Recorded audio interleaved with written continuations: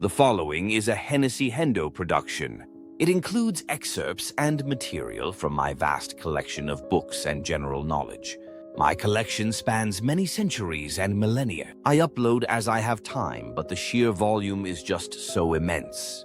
It would do the people of the world good to listen to some actual classics or educate themselves on all manner of topics from fictional books to philosophy. Please like, comment, share, and subscribe to the channel. Continuity of Government (COG) refers to a set of processes, plans, and systems designed to ensure that a government can continue to operate and deliver essential services during and after an emergency or crisis. These crises can include natural disasters, terrorist attacks, cyber attacks, pandemics, or any situation that disrupts normal government functions. Purpose: to maintain essential government operations, such as security, law enforcement, public health, and communication during emergencies. To preserve the constitutional and legal structure of a nation by ensuring leadership succession, decision-making capabilities, and public trust. Core principles. Continuity of operations, COOP, focuses on maintaining critical functions within individual government agencies or departments. Leadership succession establishes a clear line of succession for political and administrative leaders to ensure continuity of decision-making authority. Protection of infrastructure, safeguarding critical facilities, communications, and technology infrastructure needed for governance. Interagency coordination ensures collaboration across government entities to respond effectively to emergencies. Key components. National emergency plans predefine strategies to address a range of potential emergencies. Relocation sites secure facilities, such as bunkers or command centers, where leaders can operate if primary locations are compromised. Emergency communication systems redundant and secure communication tools to enable real-time coordination among government branches and agencies. Public communication strategies to provide accurate and timely information to the public to maintain order and confidence. Legal framework. Many countries have laws, executive orders, or constitutional provisions that outline the mechanisms for COG. For example, in the United States, Presidential Policy Directive 40, PPD 40, outlines the Federal Continuity Directive. Presidential Policy Directive 40, PPD 40, is a directive issued by the President of the United States that establishes national policies for continuity of government, COG, and continuity of operations, COOP. It outlines the responsibilities and frameworks to ensure that essential government functions can continue under any circumstances, such as natural disasters, terrorist attacks, or other catastrophic events. Key aspects of PPD 40. 1. Purpose. To ensure the resilience and readiness of the federal government to maintain essential functions during a crisis. To define the coordination and collaboration between federal agencies, state, local, tribal, and territorial governments, and the private sector in continuity planning. 2. Scope. PPD 40 applies to all executive branch departments and agencies. It also provides guidance to the legislative and judicial branches to ensure a whole-of-government approach to continuity. 3. Essential functions. The directive identifies national essential functions, NEFs, that must be maintained under all conditions. These include preserving the constitutional government, defending the country against threats, protecting citizens and maintaining economic stability. 4. Continuity requirements. Agencies must develop and maintain continuity plans that address identification of essential functions, delegations of authority, succession planning, alternate operating locations, protection of vital records and databases, interoperable communications. 5. Implementation. overseen by the Federal Emergency Management Agency, FEMA, which provides guidance, training, and evaluations for continuity programs. Continuity plans must be reviewed and tested regularly to ensure they are actionable during emergencies. 6. Relation to other directives. PPD-40 builds on prior directives and guidance, such as National Security Presidential Directive 51, Homeland Security Presidential Directive 20, which also addressed continuity of government and operations. 7. Public and national security. While much of PPD-40 is classified, the unclassified portions emphasize a robust framework to protect national security and public welfare. PPD-40 underscores the importance of resilience and readiness in maintaining government functionality and ensuring public confidence during crises. It reflects a comprehensive strategy to mitigate risks to the nation's governance and infrastructure.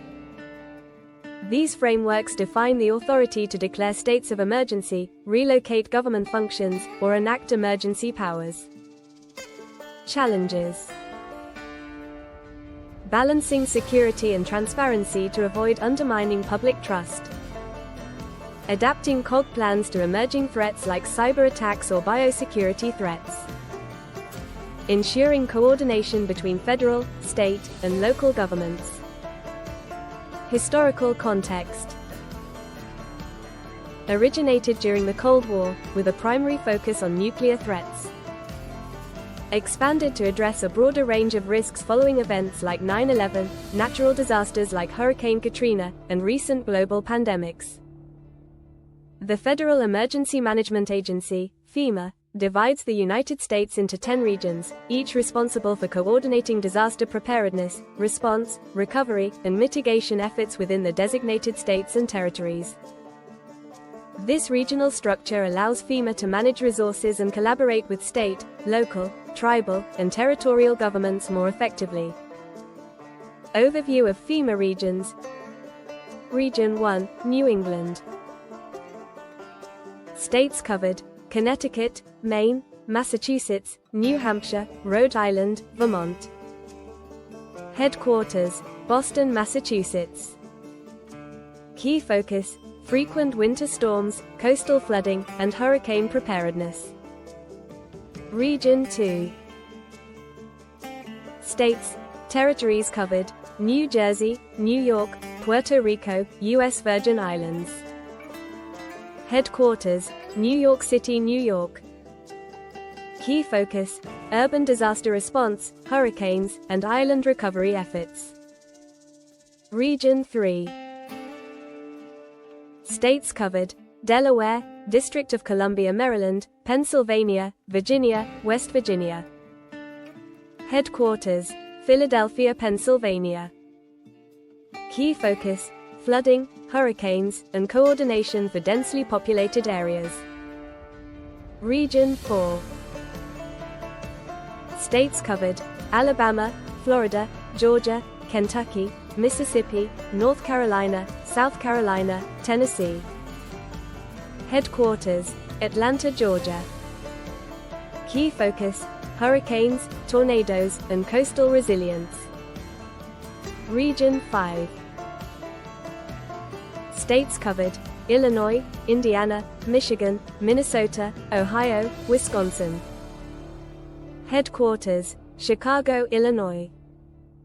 Key focus: severe winter weather, flooding, and industrial hazard preparedness.